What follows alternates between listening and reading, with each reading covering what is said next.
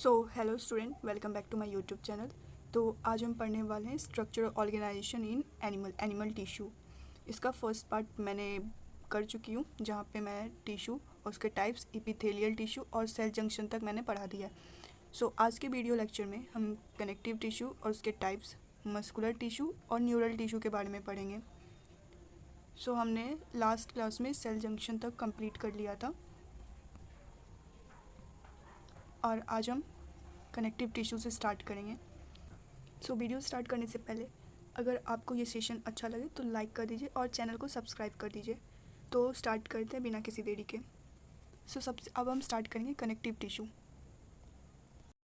सो lecture start करते हैं connective tissue से। Most abundant and widely distributed tissue, मतलब मोस्ट एबेंडेंट यानी अमंग ऑल द टिश्यूज़ सबसे ज़्यादा जो मेजोरिटी में पाया जाता है वो कनेक्टिव टिश्यू ही है। बॉडी में अगर सबसे ज़्यादा कोई टिश्यू पाया जाता है तो वो है connective tissue. Widely distributed tissue मतलब ये ज़्यादातर हर जगह फैला हुआ है, वाइडली डिस्ट्रीब्यूट है। Links support other tissue and organs, इसका काम क्या होता है? वो या तो जोड़ने का काम करता है और सपोर्ट करने का काम करता है अदर टिश्यू और ऑर्गन्स को। कंपोनेंट्स ऑफ टिश्यू, अब हम कंपोनेंट्स ऑफ टिश्यू देखेंगे। टिश्यू के ऑलमोस्ट 3 कंपोनेंट होते हैं, जिसको कि हम लोग मैट्रिक्स बोलते हैं, सेल्स और फाइबर्स बोलते हैं। मैट्रिक्स को हम लोग ग्राउंड सब्सटेंस भी बोलते हैं और इंटरसेलुलर मटेरियल भी बोलते हैं। तो मैट्रिक्स क्या है? मॉडिफाइड पॉलीसेक्राइड है। और cells fibroblast, macrophages and adipocytes. Fibroblast ऐसे सेल्स होते हैं जो कि फाइबर्स को बनाते हैं, और माइक्रोफेजेस फेगोसिटिक सेल होते हैं,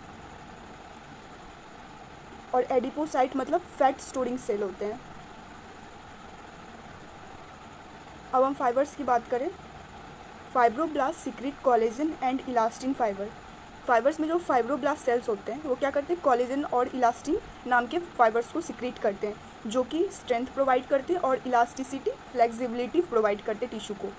मतलब जो फाइब्रोब्लास्ट है वो कोलेजन फाइबर और इलास्टिन सिक्रीट करता है और स्ट्रेंथ, इलास्टिसिटी और फ्लेक्सिबिलिटी टिश्यू को प्रोवाइड करता है। अब हम बात करेंगे types of connective tissue. Connective tissue के टाइप्स को, तो बेसिकली ये 3 तरह के होते हैं। एक होता है लूज कनेक्टिव टिश्यू, दूसरा होता है डेंस कनेक्टिव टिश्यू और तीसरा होता है स्पेशलाइज्ड कनेक्टिव टिश्यू। अब इसके भी कुछ सब डिविजन्स हैं। जैसे लूज कनेक्टिव टिश्यू के फिर 2 पार्ट्स होते हैं, जिसको कि एडियोलर टिश्यू बोलते हैं और एडिपोज टिश्यू बोलते हैं। Dense connective tissue, dense regular और dense irregular connective tissue. Specialise में हम लोग कार्टिलेज के बारे में पढ़ेंगे, बोन्स के बारे में पढ़ेंगे और ब्लड्स के बारे में पढ़ेंगे। अब एक एक करके हम इन सबको पढ़ेंगे। तो सबसे पहले हम पढ़ेंगे लूज कनेक्टिव टिश्यू के एडियोलर पार्ट को। यहाँ से लूज कनेक्टिव टिश्यू का पार्ट स्टार्ट है। तो लूज कनेक्टिव टिश्यू का पहला पॉइंट है cells and fibres are loosely packed in solid matrix.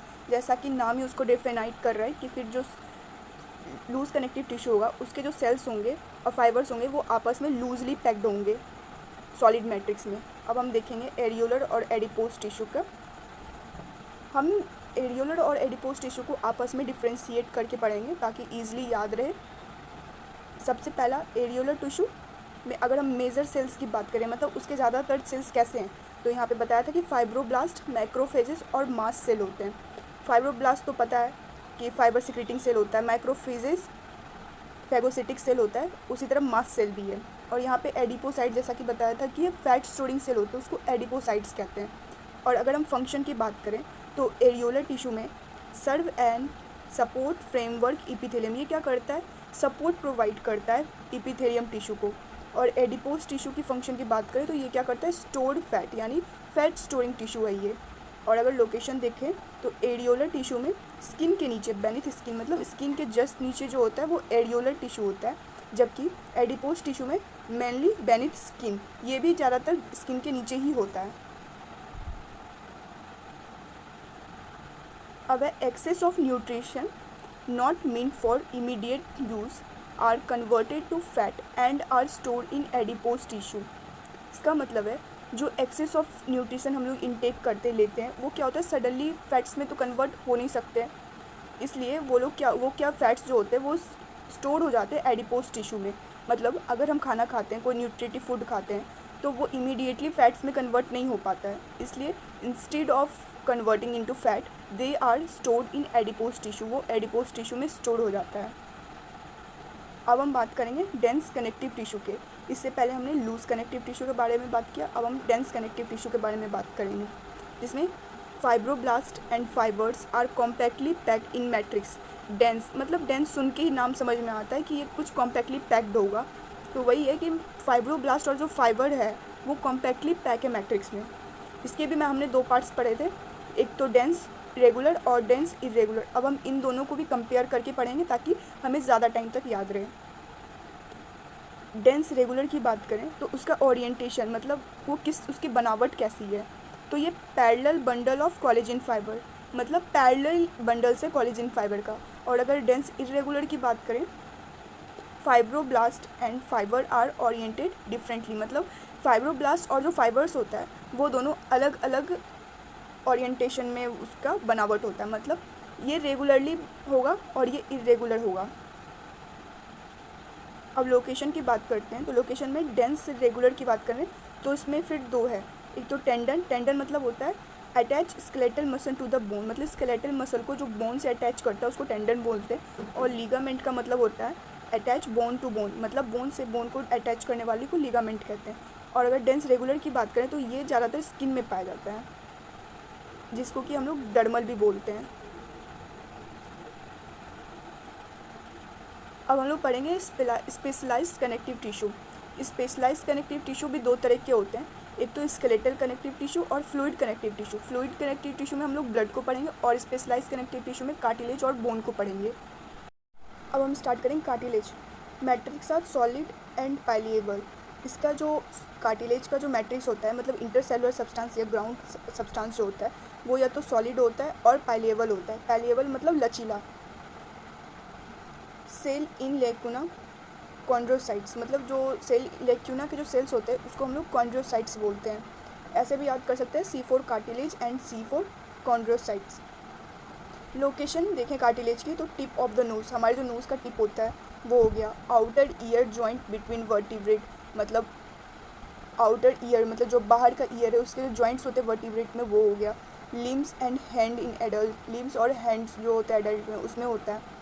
Most of cartilage in vertebrate embryo are replaced by bone in adult, मतलब जब एम्ब्रोयो वर्टिब्रेट जो एम्ब्रोयो होता है तो उस टाइम ज़्यादातर कार्टिलेज होता है, लेकिन जैसे जैसे वो एडल्ट यानी बढ़ते जाता है उसी तरह कार्टिलेज जो होता है वो बोन में कन्वर्ट होते जाता है। अब बोन्स की बात करें, बोन्स क्या होता है, हार्ड होता है और नॉन पाइलिएबल, मतलब मजबूत होता है, हार्ड होता है और उससे हम लोग दबा नहीं सकते, मतलब लचीला नहीं होता है। सेल्स इन लेकुना को हम लोग ऑस्टियोसाइट्स कहते हैं, जैसे कि कार्टिलेज वाले को कॉन्ड्रोसाइट्स बोला था, उसी तरह सेल्स इन लेकुना ऑस्टियोसाइट कहते हैं। अगर फंक्शन देखें, constitute main structure and framework intact with skeletal muscle to bring movement, मतलब ये जो बोन है वो मेन स्ट्रक्चर और फ्रेमवर्क मतलब कि ढांचा तैयार करता है इंटैक्ट विथ स्केलेटल मसल के साथ इंटैक्ट करके वो बॉडी के मूवमेंट में भी हेल्प करता है। Bone marrow in some bone is the site for production of blood cells, मतलब जो बोन मैरो है ये ब्लड सेल्स के प्रोडक्शन का साइट है, यहाँ पे ब्लड सेल का फॉर्मेशन होता है बोन मैरो में। अब कुछ इंपॉर्टेंट पॉइंट्स देखेंगे। कार्टिलेज रेसिस्ट कंपैरिजन, मतलब कार्टिलेज ये जो बोला था ना पाइलिएबल, वो वही है पाइलिएबल, मतलब इसको हम लोग कंप्रेस कर सकते हैं। Calcium salt and collagen fibre in ground substance provide strength to the bone, मतलब बोन्स में जो उसको मजबूती प्रोवाइड करता है वो है कैल्शियम सॉल्ट और कोलेजन फाइबर। कैल्शियम सॉल्ट और कोलेजन फाइबर मिलके जो बोन्स के ग्राउंड टिश्यू होते हैं उसमें स्ट्रेंथ प्रोवाइड करते हैं बोन को। लेकुना आर स्मॉल कैविटी, उस टाइम पर आता है ना लेकुना, वही है। लेकुने जो होता है वो स्मॉल कैविटी होता है include cell within the matrix, matrix के अंदर, जो कि सिक्रेटेड बाय देम सेल, मतलब जो खुद से सिक्रेट करता है। अब हम यहाँ पे ब्लड पढ़ेंगे। ब्लड क्या था, फ्लूइड कनेक्टिव टिश्यू को हम लोग ब्लड कहते हैं। मेन सर्कुलेटिंग फ्लूइड, ये मेन सर्कुलेटिंग फ्लूइड है that help in transport of various substance, जो कि बहुत सारे सब्सटेंस को ट्रांसपोर्ट करने में हेल्प करता है।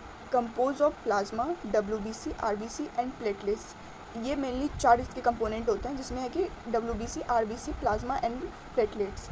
अब fibres and fibroblast are absent in blood, तो बट ये बहुत ही इंपॉर्टेंट क्वेश्चन है। इसमें पूछता है कि कौन सा ऐसा कनेक्टिव टिश्यू है जिसमें फाइबर्स या और फाइब्रोब्लास्ट एब्सेंट होता है। तो ये होता है फ्लूइड, ब्लड को जो फ्लूइड कनेक्टिव टिश्यू कहते हैं, इसलिए क्योंकि इसमें फाइबर्स एब्सेंट होते हैं। अब यहाँ से दूसरा टॉपिक स्टार्ट होता है, muscular tissue. Muscular tissue next lecture में पढ़ेंगे। And yes, please don't forget to like the lecture and subscribe my channel. Thank you.